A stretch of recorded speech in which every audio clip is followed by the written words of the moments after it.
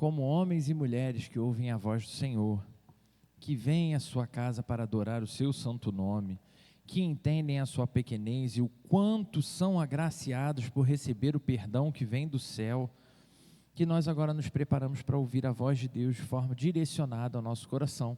Então convido você a mais uma vez curvar sua cabeça para falarmos com o Senhor. Santo e misericordioso Deus, louvamos o Teu nome, Senhor, que nos traz à Tua casa mais uma vez.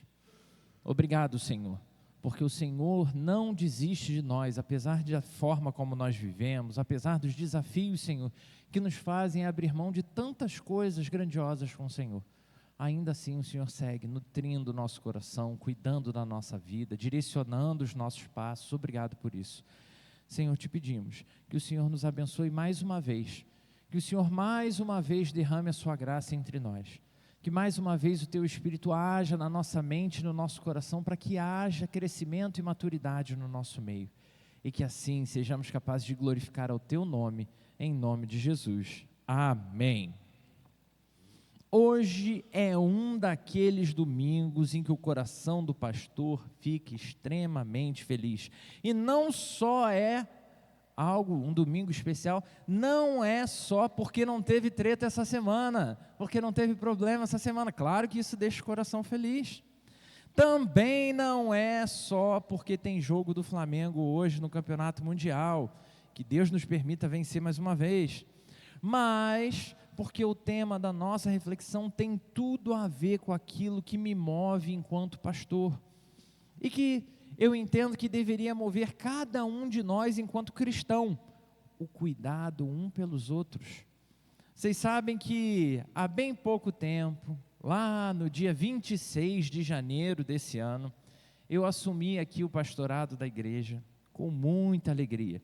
Ou seja, 5 meses atrás, já fizemos 5 meses juntos, e desde então, um dos meus maiores desafios e também das minhas maiores alegrias tem sido ver essa igreja abraçando algumas mudanças, se dedicando às propostas que foram feitas. Estamos cada dia ganhando forma de família, e isso é ótimo.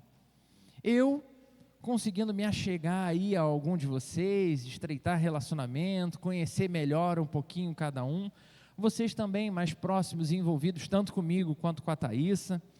E isso envolve, irmãos, muito empenho, isso envolve muita dedicação, e isso de ambas as partes. Isso também deve acontecer com qualquer um visitante que entrar na nossa igreja, qualquer outra pessoa que queira saber mais sobre a nossa realidade enquanto igreja. Nós, inclusive, temos abraçado de novo, cada vez mais aí o Centro Educacional Boina Preta, que a gente pôde ter o culto do aniversário deles aqui na quarta-feira, e que foi lindo. Temos abraçado pessoas na padaria, como eu já dei o testemunho aqui no nosso momento de escola bíblica. Precisamos abraçar cada uma das pessoas que Deus tem colocado no nosso caminho. Precisamos viver, irmãos, como família da fé. Mas para que isso aconteça, cada membro precisa desenvolver o que a Bíblia chama de coração pastoral. Sim, falando com cada um de vocês, cada um de qualquer lugar do mundo que ouve e que essa mensagem alcança, que até mesmo aqueles que achavam que quando a gente fala de coração pastoral é exclusivamente coisa de reverendo, esse é um dos pontos principais das 3 cartas de João. Nessa terceira carta encontraremos alguns detalhes especialíssimos falando sobre esse coração. A carta que vamos estudar hoje é uma das cartas mais curtas das Escrituras. Se você achou que a do domingo passado foi curta, essa é ainda menor em número de versículos, porque ela é uma carta direta, e é uma carta cheia, carregada de afeto. A terceira carta de João tem um único capítulo, mas carrega essa enorme mensagem pastoral, escrita agora pelo apóstolo João. Se quando ele escreveu a primeira ele já era idoso, a terceira a gente está falando de alguém no final de carreira.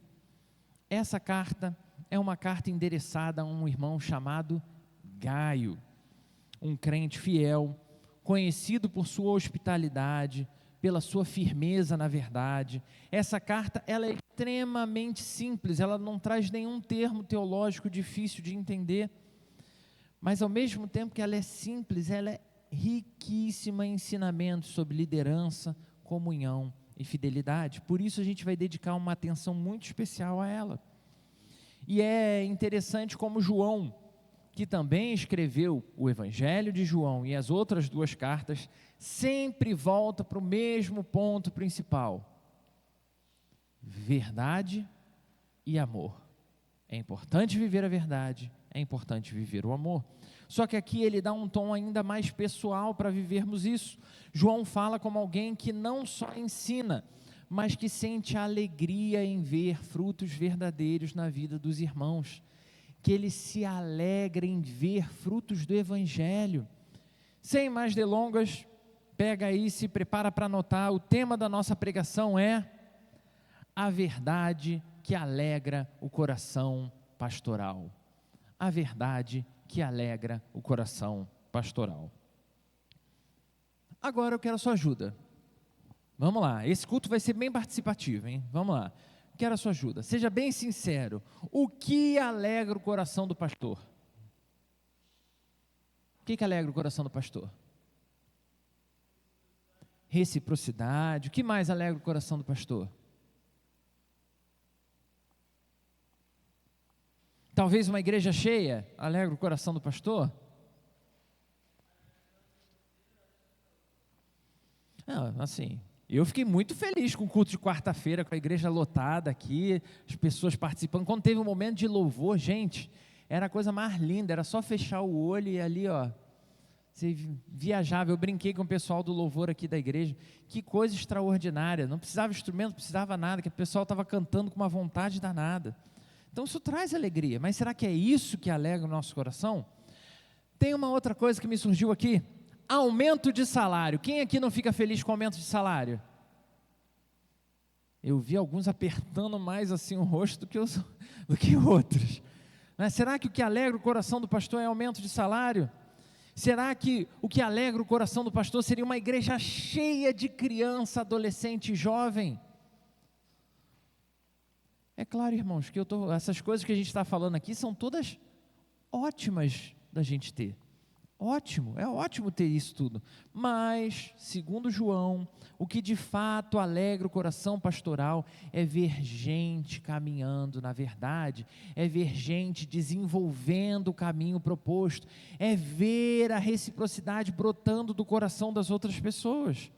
Mais do que igreja cheia, mais do que obras sociais bem feitas, mais do que validação, status ou qualquer reconhecimento.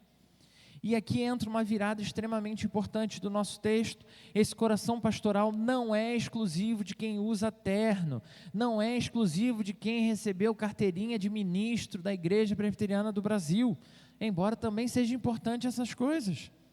É a própria Bíblia que nos mostra que todos nós fomos feitos em Jesus Cristo sacerdotes, chamados a cuidar da fé um dos outros, chamados a sermos os responsáveis pela nossa família, responsáveis pelos nossos filhos, responsáveis pela nossa igreja. Isso é chamado de sacerdócio universal dos crentes. E ele nos tira da posição de clientes da fé e nos torna pastoreadores, para não usar o termo pastores, né, de toda uma comunidade. Cada um de nós é chamado a isso. Esse é o nosso chamado. Isso significa que, assim como não deveria existir aquele que já virou praxe, né, todo mundo criticar a crente que fica só no banco, sem uma verdadeira tarefa, sem um compromisso com a igreja, também não deveria existir consumidores do Evangelho. Quem são esses consumidores do Evangelho? Esses seriam aquelas pessoas que consomem conteúdo cristão, que gostam do conteúdo cristão, que participam superficialmente da vida da igreja, principalmente se tiver comida, mas não se conectam às outras pessoas. Não se permitem conhecer, não se permitem ser conhecido, não se esforçam para conhecer. Mas não se desespere ainda, não é o fim, glória a Deus por isso. Vamos ver então como a palavra de Deus pode nos ajudar nesse quesito. Por isso, vamos ao texto. Terceira carta de João, versículos 1 ao 4. O presbítero, ao amado Gaio, a quem amo na verdade. Amado, oro para que tudo vá bem com você e para que esteja tão saudável fisicamente como é espiritualmente. Muito me alegrei ao receber a visita de alguns irmãos que testemunharam da sua fidelidade, de como você continua vivendo na verdade. Não tenho alegria maior do que ouvir que os meus filhos vivem na verdade. Texto simples, texto direto, mas tão importante. João escreve como um pastor que ama. Ele não está falando daquelas doutrinas abstratas, ele está sendo direto, ele está celebrando o que ele vê em um irmão, em um filho na fé chamado Gaio. Um crente com uma alma saudável, um crente com um coração firme, um crente que vive na verdade, que tem uma vida coerente com o que diz que acredita. Isso nos conduz diretamente ao nosso primeiro ponto de reflexão nessa manhã. Prepara aí para anotar para a gente conversar quarta-feira. Isso aí, fica com o celular na mão, vai ter muita coisa para anotar. Ponto 1, o cuidado que nasce da verdade vivida. O cuidado que nasce da verdade vivida. João aqui, irmãos, ele não perde tempo elogiando Gaio, porque Gaio é alguém especial, no sentido de ter uma posição, visibilidade, carisma. Ele elogia porque Gaio anda na verdade, ou seja, ele vive o evangelho que foi ensinado, ele vive o que ele diz que acredita. Seu testemunho, então, testifica que ele é um homem de Deus. Ou seja, esse andar na verdade é mais do que conhecer a doutrina. O que está sendo falado é, a alegria no coração pastoral vem de ver alguém agindo conforme a verdade. João 14, versículo 6, é uma das declarações mais conhecidas e poderosas de Jesus Cristo. Ele diz: eu sou o caminho, a verdade e a vida. Ninguém vem ao Pai senão por mim. Isso é uma afirmação extremamente ousada. Jesus não disse que ensinaria a verdade, ou que ele estava se dispondo a indicar um caminho para a verdade. Ele disse: eu sou a verdade. Isso significa que a verdade com V maiúsculo não é uma doutrina isolada, não é um código moral, muito menos uma experiência espiritual subjetiva de verdade. A verdade é uma pessoa, a verdade é um relacionamento, a verdade é um Senhor. Por isso, quando João escreve a sua terceira carta, dizendo que Gaio anda na verdade, ele está dizendo que Gaio vive em comunhão com a própria verdade, ou seja, elogiando que Gaio anda com Jesus Cristo. Ele ama, ele serve, ele acolhe, ele testemunha, ele permanece como Jesus ensinou que deveria ser feito, como Jesus viveu. Andar na verdade, portanto, é muito mais do que conhecer a doutrina certa, é viver a partir de uma relação viva e continuamente transformadora com o próprio Cristo. Isso inclui sim, meu irmão, minha irmã, amar a palavra, mas isso precisa nos levar além, é se parecer com aquele que é a própria palavra encarnada. É um desafio, eu não estou dizendo aqui que é fácil não, é um senhor desafio, mas é para isso que a gente foi chamado. E João não diz isso de qualquer forma não, ele se alegra profundamente, por isso ele diz o versículo 4, nada me dá maior alegria do que ouvir que meus filhos estão andando na verdade.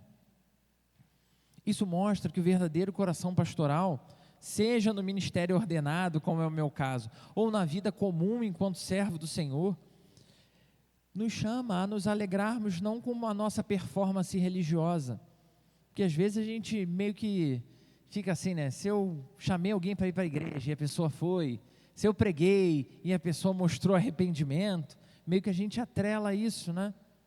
Assim como não tem a ver com a quantidade de atividades que a gente participa, muito menos com título, elogio, reconhecimento das demais pessoas, mas com o fruto de uma vida que continua sendo moldada pelas mãos do próprio Jesus.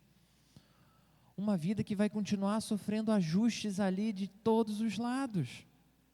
Gaio era esse tipo de crente, alguém que não apenas cria em Jesus, mas vivia como Jesus, um reflexo vivo do caráter do Senhor, e isso deveria nos fazer parar de verdade e refletir.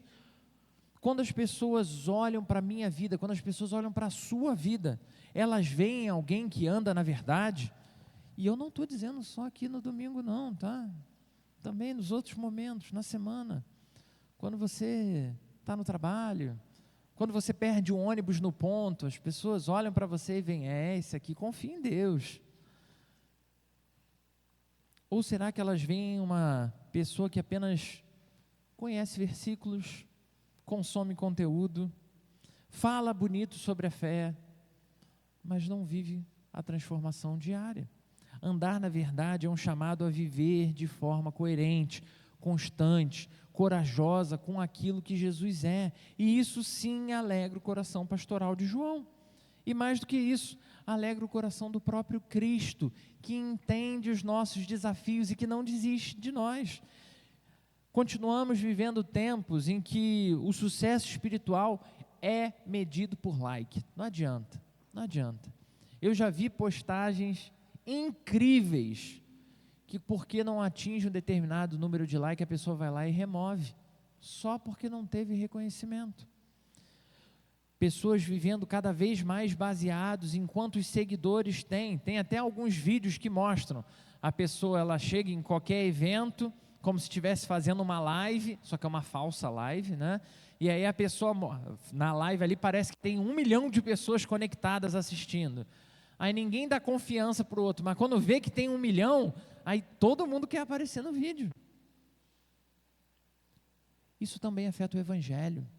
A gente tem vivido sim uma busca de melhores performances, inclusive no púlpito, onde a gente vê apresentações teatrais e todo tipo de coisa, comédia em pé cristã, para poder atrair as pessoas. Mas a Bíblia ensina que o que alegra o coração pastoral, o que alegra o coração de Deus é continuamente identificarmos vidas sendo transformadas. É vermos pessoas assumindo fidelidade a Deus, assumindo a verdade não do seu próprio coração, mas a verdade do Evangelho. É ver gente cada vez mais buscando viver como o próprio Senhor da igreja. Jesus Cristo, o Senhor da igreja. Ou seja, como igreja precisamos parar de terceirizar o cuidado das pessoas ao nosso redor. Cada um de nós é responsável por andar na verdade e ao mesmo tempo estimular os nossos irmãos a também caminharem nessa verdade. Assim como João nos ensinou sobre amor, o discípulo também vai reiterar de novo e de novo. Discipulado não é opcional. Assim como amar não é opcional, discipular também não é opcional. É um cuidado mútuo. É um chamado a mais um mandamento enquanto servo de Cristo. Isso significa que temos uma missão bem clara, uma missão bem específica com Jesus. E essa missão é sua, meu irmão e minha irmã. E se você não sabia disso e chegou aqui na igreja, saiba que a partir de hoje você é indesculpável. O Senhor te entregou essa missão e ela consiste em pastorear todas as pessoas que o Senhor colocou nas suas mãos. São pessoas fáceis que o Senhor colocou nas suas mãos? Nas minhas não são. Eu olho ao redor e eu vejo que não é fácil. Já é difícil a gente viver o Evangelho para nós, para tratar o nosso coração. Como é que eu vou dar conta do coração do outro? E aí surge uma pergunta, porque essa transformação ela tem que impactar tudo, todas as áreas da nossa vida. Então você precisa responder não para mim, mas para o Senhor. Você tem sido um Gaio na sua casa? Alguém que alegra as pessoas ao viver o Evangelho? Você tem sido um servo fiel de Jesus no seu grupo de WhatsApp? Será que você tem sido esse crente verdadeiro na maneira como você recebe e trata as pessoas? Não só na igreja, mas também na igreja. Como você recebe as pessoas na sua casa, como você recebe as pessoas no seu trabalho, por onde você passa. E vamos a uma pergunta um pouquinho mais profunda, porque senão também fica muito naquele, só na casquinha ali do que João está falando, né?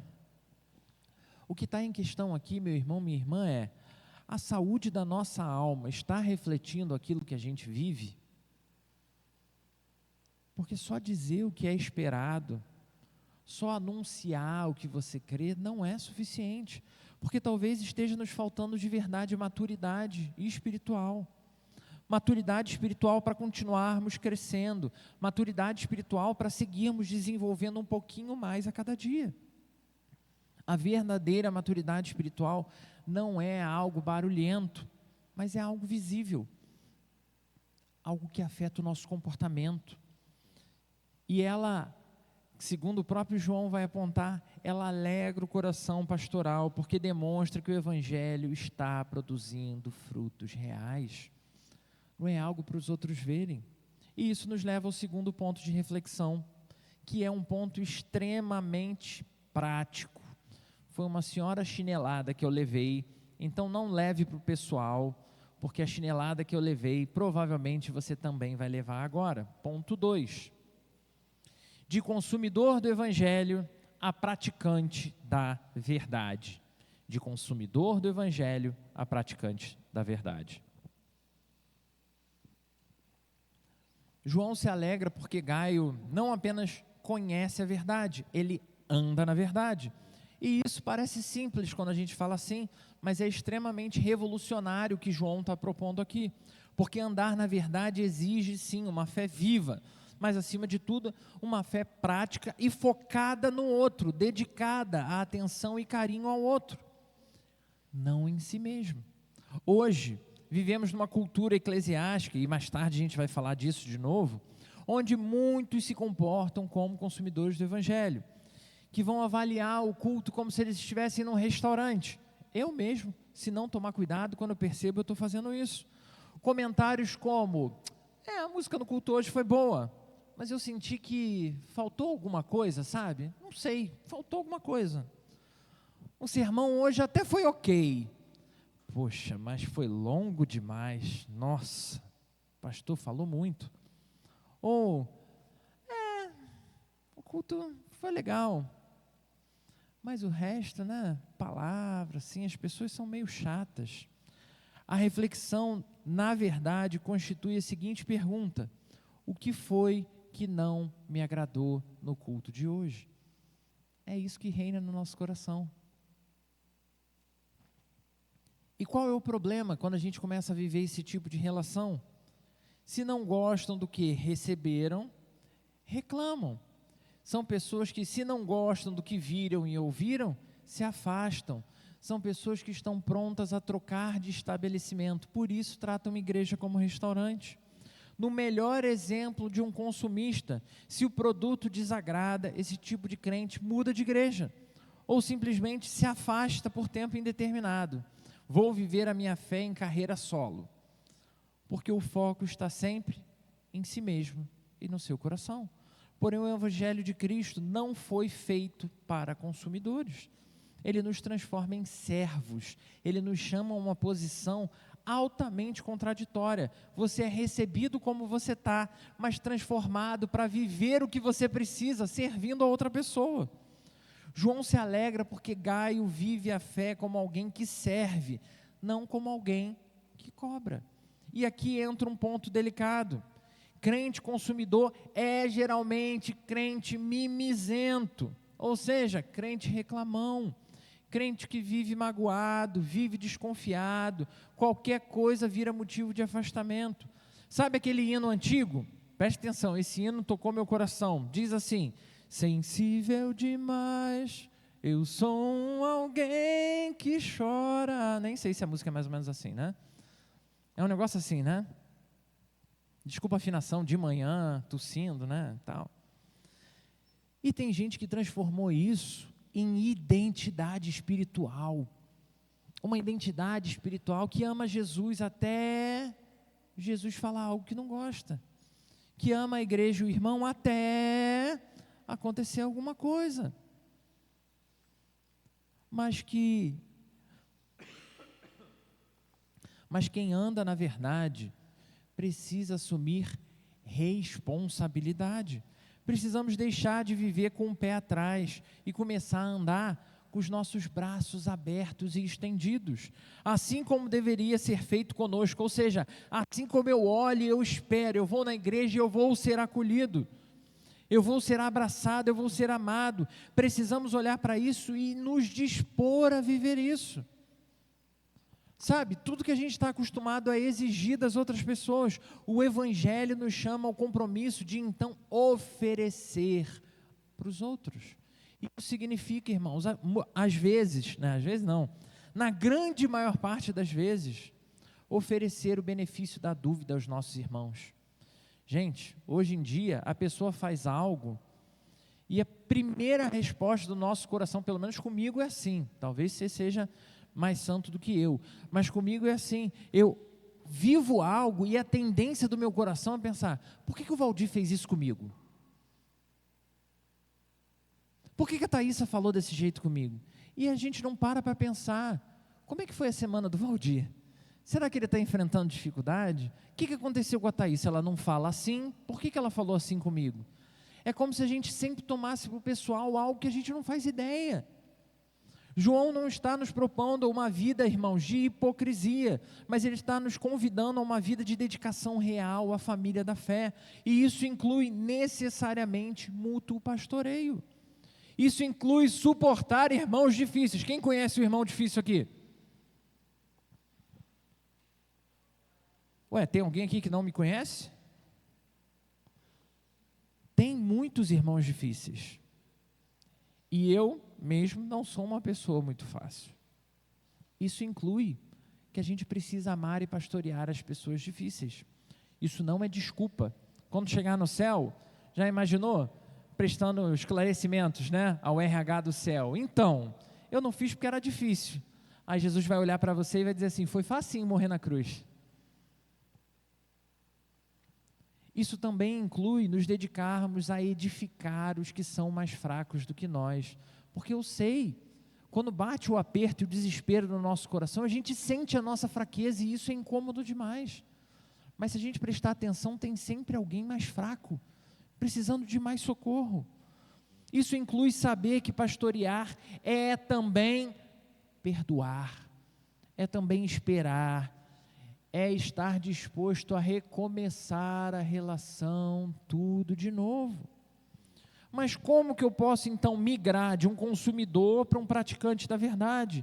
E a primeira dica é, precisamos parar de avaliar a fé como um produto religioso. A fé cristã não existe para agradar o seu coração. A fé existe para moldar o seu coração e o meu coração à forma de Jesus Cristo, à imagem de Jesus Cristo. Então precisamos de maneira bem clara trocar o me feriram para como eu posso me curar, como eu posso tratar o meu coração, como eu posso resolver o meu problema. Mudar a pergunta do culto, ao invés de o que eu recebi hoje, e passar a perguntar o que eu entreguei hoje a Deus e aos meus irmãos.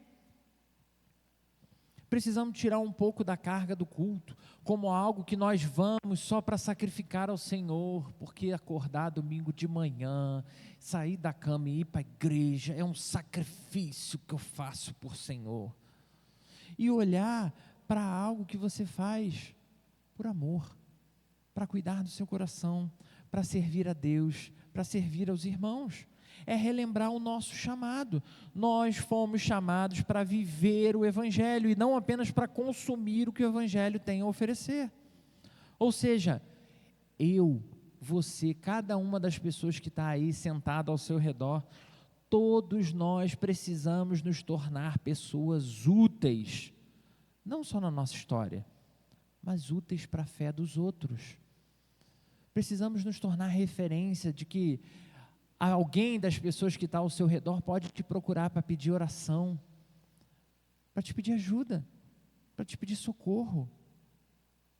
Maturidade espiritual é a medida pelo quanto você ama e serve, não pelo quanto você sente e sabe. Como, além de pastor, Deus me deu a graça de ser psicólogo, tenho toda a propriedade para afirmar: igreja não é terapia em grupo. Repete, irmão, a igreja não é terapia em grupo.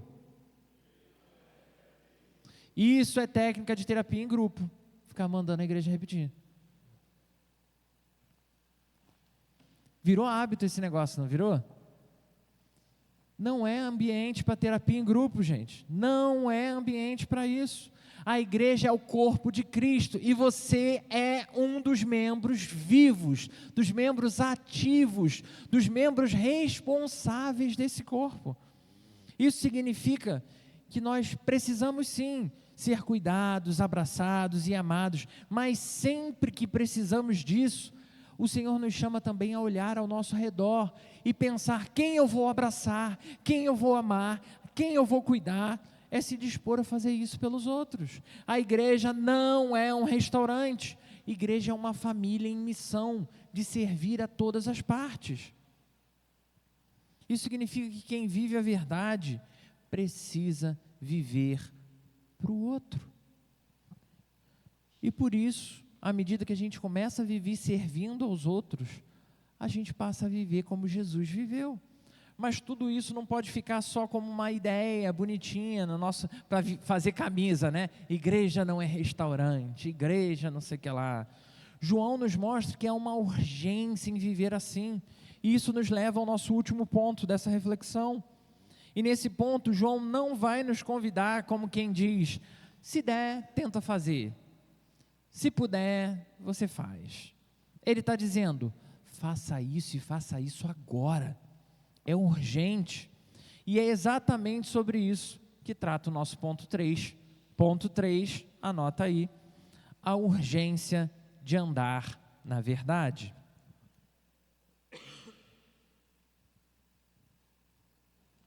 João vai dizer: nada me dá maior alegria do que ouvir que meus filhos estão andando na verdade. Essa alegria, como a gente já falou, não é algo apenas emocional, é algo urgente e pastoral, porque João sabe que quem não anda na verdade se perde, como ele anunciou em cada uma das outras cartas, e quem não ensina aos outros a andar na verdade acaba mais cedo ou mais tarde abandonando o pastoreio da fé. Isso significa que não tem meio termo, irmãos. Não existe nenhuma oportunidade de viver no meio do caminho. Ou vivemos como filhos da luz, como a gente viu na primeira carta de João, ou estamos necessariamente cooperando com as trevas. E o perigo maior, como vimos nas duas cartas anteriores, é que o mundo oferece versões falsificadas de evangelho. E muitos seguem aceitando isso como verdade do céu. Hoje, muitos crentes vivem uma fé sem nenhum compromisso, moldados por algoritmo, moldado pelas experiências pessoais, pela espiritualidade altamente individualizada. Mas o que a gente encontra na palavra é que o evangelho é algo objetivo, é algo real, é algo histórico, é algo urgente. O mundo não espera, o pecado não dorme, ele continua influenciando mentes e corações. O inimigo das nossas almas não recua, e ele segue influenciando até mesmo dentro da igreja. E acima de tudo, irmãos, algo que João alerta tanto a igreja nas suas cartas é porque ele é o João que escreve o Apocalipse, nos lembrando que a volta de Cristo se aproxima. João está nos dizendo com amor pastoral e firmeza apostólica: não adie mais a sua obediência, não racionalize sua frieza, não enfeite sua acomodação com palavras bonitas. Não, eu faço, mas Deus conhece que no meu coração eu só faço o melhor que eu posso. O que João está dizendo é: ande na verdade, Viva a verdade, ensine a verdade, se comprometa de verdade com as pessoas, porque é isso que traz vida para nós e também para as pessoas ao nosso redor. Então, pelo poder do Espírito Santo de Deus, seja o tipo de crente que você quer que seus irmãos imitem. Sabe aquela coisa de um pai que faz alguma coisa certa e depois quando o filho ou a filha faz também, você pergunta, inclusive isso me lembrou um vídeo que eu vi ontem à noite. O vídeo era o seguinte: é um casal, e aí um casal, né, casado e um casal de filhos. Aí o pai e o filho estão à mesa, né, ali fazendo suas tarefas. Aí o filho vira para o pai, deve ter uns 10 anos, vira para o pai e fala assim: pai, o que significa ser um homem de verdade? Aí o pai pega e diz: ué, meu filho, ser um homem de verdade é trabalhar em favor da família, é cuidar do jardim, é abraçar os filhos toda manhã, é agir com amor. E aí faz uma lista imensa. Aí a filha que está lá longe no celular pega e fala assim: então quando eu crescer, eu quero ser um homem igual a mamãe. Porque quem fazia tudo aquilo que o pai tinha colocado na lista, não era o pai, era a mãe. É de fato a gente se alegrar com outras pessoas olhando para você como referência na fé, irmão. Se você é novo na fé, o chamado de João também é relevante, porque é um chamado para a gente não se acomodar, é um chamado para a gente se alimentar na palavra, é um chamado para a gente viver, antes da gente realmente se tornar um exemplo cristão, é colocar na cabeça que eu tenho que me forçar a viver de uma forma melhor, é buscar estar mais próximos de boas referências na fé. É aquilo que o universo coach trabalha ao máximo, né? É a gente buscar não só viver uma vida melhor, mas se espelhar, buscar relacionamentos com pessoas que buscam em Deus resposta. Porém, se você já é maduro na fé, se você já tem tempo de caminhada com o Senhor, o que João está dizendo é: para de desculpa, não tem mais desculpa. Assume seu lugar, assume seu papel. Pastoreie a vida das pessoas ao seu redor com alegria. Pastoreie com responsabilidade. Pastoreie como João, como Paulo. Pastoreie como Jesus. E isso, irmãos, eu sei que afeta a gente em muitos aspectos. Então, se você estiver desanimado, relembre quem, segundo o próprio João, é o caminho, a verdade e a vida.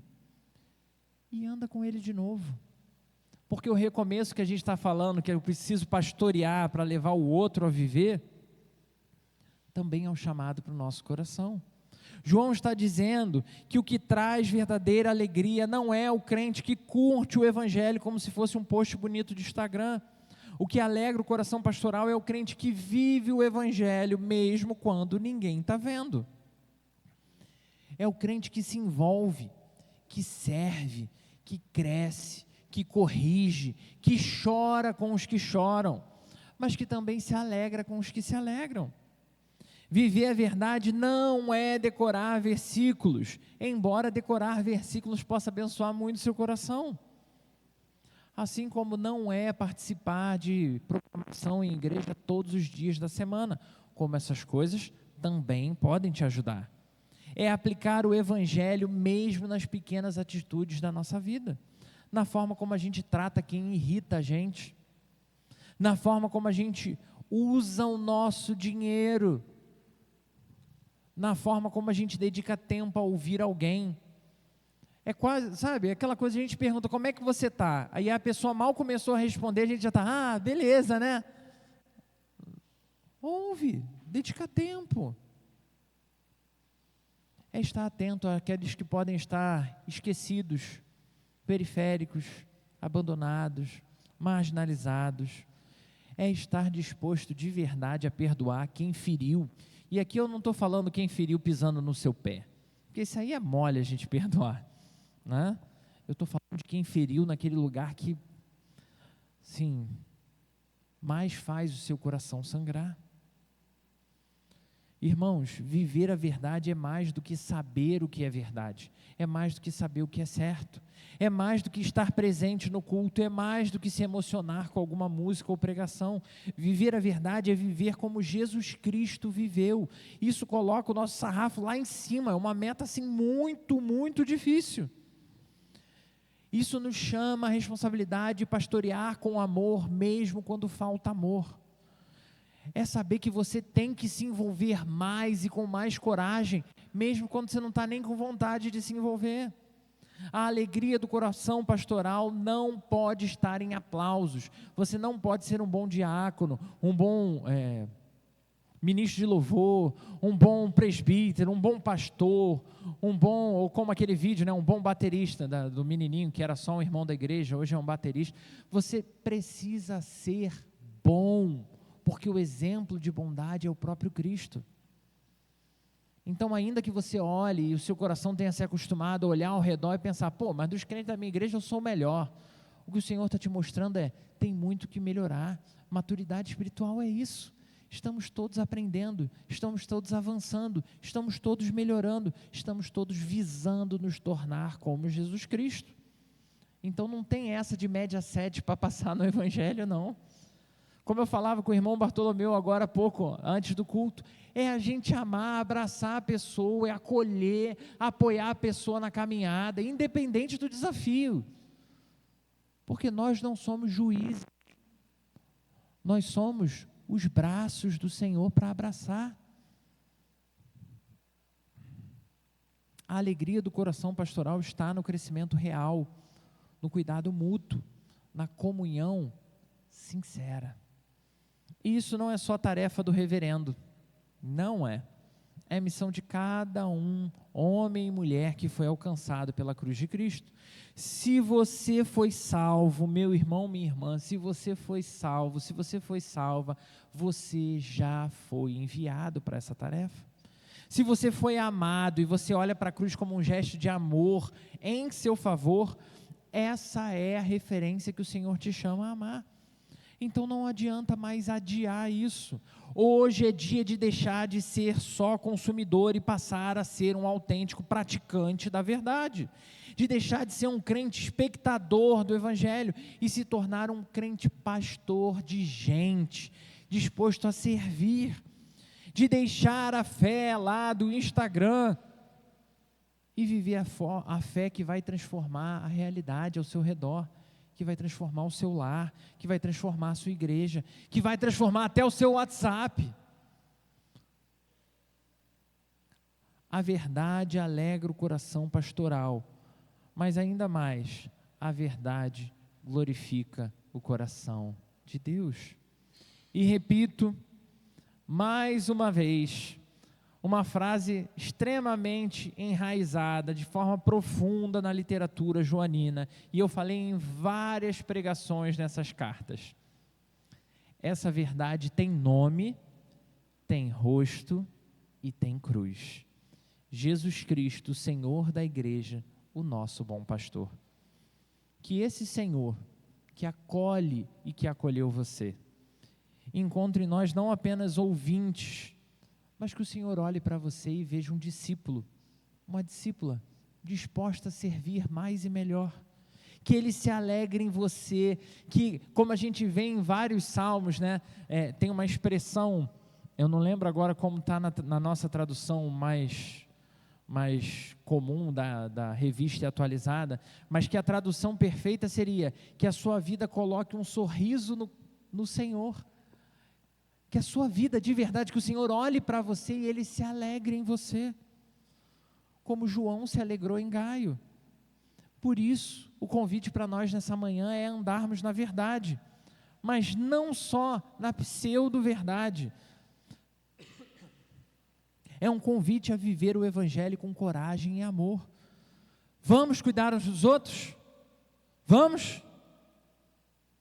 Vamos cuidar uns dos outros? Você está disposto a fazer isso? Você está disposto a cuidar do coração do seu irmão? Lá, Emanuel já me fez sinal ali que sim. Que assim seja, meu irmão, minha irmã. Que cada um de nós entendamos o nosso lugar. não para a gente encontrar nada ou se tornar nada, mas para a manifestação da glória de Deus, na minha, na sua vida, na minha, na sua família, na nossa igreja, na nossa cidade, para a honra e glória do Senhor. Convido você a fechar os seus olhos. Vamos falar com Deus.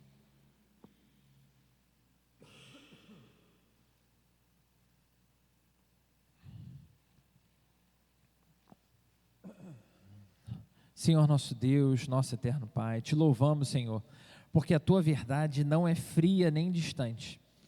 Ela tem um nome, e esse nome é Jesus Cristo, nosso Senhor. E essa verdade, Deus, nos alcançou com graça, nos salvou com amor, nos chama agora a viver com um novo propósito. E, Senhor, é tão difícil para nós, tão difícil. Obrigado, Senhor, pela tua palavra, que nos confronta, que nos consola, que nos chama a uma nova vida. Obrigado por nos lembrar, através da carta de João, que o maior motivo da alegria pastoral não está no que nós temos ou conquistamos, mas em quem nos tornamos em Jesus Cristo, nosso Senhor. Senhor, a gente de fato quer viver essa verdade. Queremos ser como esse exemplo que João traz nessa carta do nosso irmão Gaio. Pessoas de alma saudável, coerentes, firmes no Evangelho. Ajuda-nos, Senhor, a deixar de lado a fé superficial. Ajuda-nos, Senhor, a sair desse tipo de relacionamento mimado com o Senhor e com os nossos irmãos. Ajuda-nos, Senhor, a nos libertarmos desse espírito de desconfiança. Forma em nós, Senhor, um caráter maduro, acolhedor, generoso, cheio de coragem. Levanta nessa igreja, Senhor, homens e mulheres com coração pastoral, disposto a te servir, disposto a servir as pessoas, disposto a amar de verdade. Leva-nos, Senhor, a viver uma vida não apenas de pregadores de púlpito, mas pastores nos nossos lares, no nosso trabalho, no grupo de oração, por onde nós passarmos, Senhor. Leva-nos a viver uma vida de compromisso real com o Senhor, uma vida que impacta a vida das pessoas, uma vida que tem utilidade, Senhor. Faz de nós uma comunidade que se cuida, se suporta, se ama, que cresce junto. Perdoa, Senhor, quando eventualmente nós nos tornamos de novo consumidores. Perdoa, Senhor, quando a gente não consegue praticar a palavra que a gente diz que ama e que segue. Quando ficamos sentados esperando te receber, Senhor, tem misericórdia de nós. Tem misericórdia, Senhor, de cada vez que nós ficamos aguardando alguém fazer as coisas, enquanto o Senhor já tinha nos dado consciência, o Senhor já tinha nos dado condição de servir. Renova em nós o seu ânimo, Senhor, que seja a tua energia, tua, Senhor, a vontade. Renova a nossa fé, renova a nossa esperança, renova o nosso compromisso com a verdade da tua palavra. Que o teu Espírito nos capacite a andar com Jesus Cristo todos os dias, que de verdade, Senhor, o teu Filho se alegre em ver em nós frutos do Evangelho, que de verdade a nossa vida mostre, Senhor, o quanto estamos florescendo e amadurecendo. Senhor, de verdade, nós nos colocamos diante do Senhor, porque só o Senhor tem poder para fazer isso. Nós oramos assim, Senhor, com fé, com temor, no nome do nosso Senhor e Salvador Jesus Cristo, o bom pastor que deu a vida em favor de nós, reconhecendo que porque dele, e por ele, e para ele são todas as coisas. Flui através de nós, Senhor, em nome de Jesus. Amém.